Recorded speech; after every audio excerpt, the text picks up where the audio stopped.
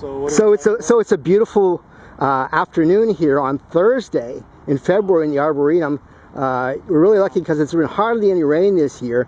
We're in the Striving Arboretum, which has been renamed San Francisco Botanical Gardens at Striving Arboretum, and we're here with John, and your name is? Steve. Steve, and Steve here is from Oakland. Steve had to pay to go in here with his wheelchair, even though about $4 million, I believe, of state bond money went into building these roads here, specifically so disabled people could ride around, and Steve here is being charged a tax. John here has to pay a tax to come with his friend. If he comes here after 4 o'clock, there's no way of any of you getting in unless you can slide through the gates, which anybody skinny can do. Here last week, didn't we?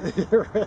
You got locked in here? We thought we were. They closed the thing. They closed the main gate, and I had to go through the rotary, you know, the revolving door gate. Yeah. And you know, but when we first rolled up on the situation, it was like, oh no. You know, first we thought we were locked in, but I was able to get through the, you know, revolving door all right. Yeah. But yeah, you know, if they're you know, they're charging us, and then they're, you know, what, they're taking in tax money. Well, they paid, basically, it's been privatized because the collection goes to the society. The society paid lobbyist Sam Lauter, who also represents McDonald's, $77,000 last year for lobbying, probably about the same amount the year before that. I haven't added it up. And before that, they paid a separate, Davis and Associates, a separate lobbying fee. They've been trying to get this fee for 20 years because they basically like having this place privatized, and there's no discussion about anything that goes on here. There's no meetings that are held for members. There's no meetings held with local community unless they absolutely have to, like when they tried to impose these fees. They had to have one. I wonder what McDonald's, you're talking about the same McDonald's, the hamburger. Yeah, the hamburger, the one, the fast food toys. What is their interest in all this? This is all oh, no, I'm saying, no. Gonna put a golden arches over there at the ticket counter. No, but actually Bechdel is sponsoring the library now. Yeah, well, yeah. It is pretty scary because you know, you can just see. It's not. It's still city property, but if you look on the map you got when you came in, it doesn't mention the city, even though the city taxpayers paid for that map. They paid for these ticket booths. They're paying for the personnel, even though the personnel are non-union. The whole thing is really, really astonishing, I find, and yet nothing's done about it. And you can't even talk to a supervisor about it because they all seem to be on the take and they just don't care. I mean, they voted 6-5. I think it was 6-5 to keep these fees. Absolutely. They don't want their boat rocked. Paid well. And then the people, the guy who runs the Recreation and Park Commission, Mark Buell, is a real estate developer, and he's raises all kinds of money for Democratic candidates, so they don't want to do anything about that also. But Sam Lauter's connection with that is he's the lobbyist who is paid, but I'm saying he also represents McDonald's. That's a type of, you know, he's a past president of AIPAC. It kind of gives you a former aide to Joe Biden, so it kind of gives you an idea of his political and social and environmental perspective. It's really ironic that, you know, they use Roundup in here. You know, when you're talking San Francisco, I mean, you know, just about every, I guess, town, you know, in this country of any size has its political problems. When you start talking about San Francisco, they're on a whole nother level. Well, didn't they start? The amount of money they're talking about. My understanding was they started charging out-of-towners $7 because there's such a budget crisis. Well, it's kind of like a manufactured budget crisis. Like, for example, Naomi Klein talks about that. They create a situation, they say, okay, we need this. But they're actually creating a situation through, for example, they gave this huge tax deal to Twitter, where Twitter doesn't need to pay any money.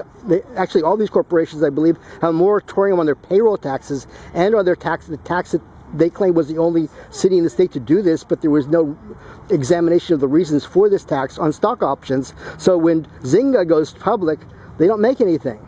It's really crazy. I mean, that we have this really poor distribution of wealth, but that's what government is for. Government is for 1% of the people to control things and turn things to their advantage.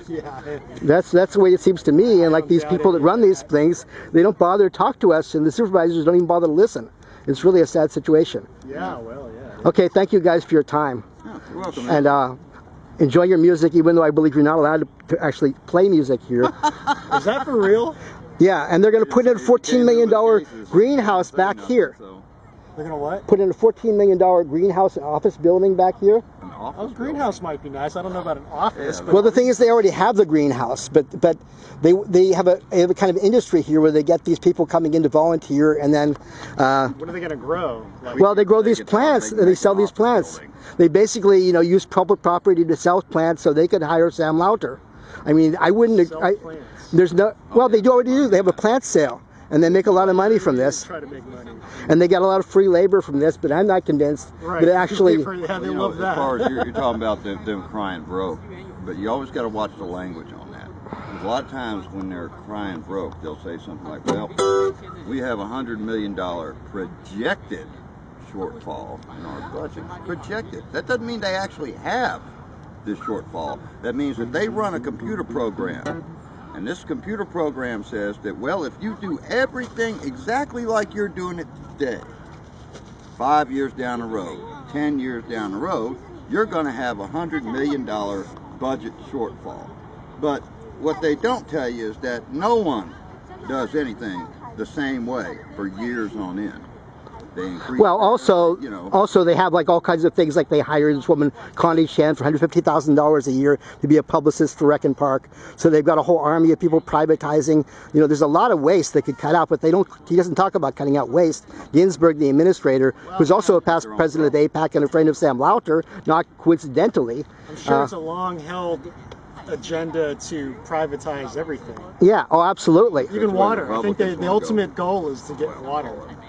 And, you know, but I mean, parks and recreations, yeah, I mean, they want California to sell off everything, right? Its assets. And so, you know, that Naomi Klein thing about shock and awe, I can understand, you know, maybe the shock doctrine, like a manufactured crisis where, you know, like when Arnold Schwarzenegger became governor of California, the first thing he did was he rolled back the car tax.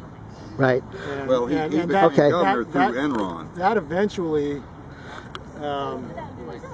cost the state about $12 billion or more.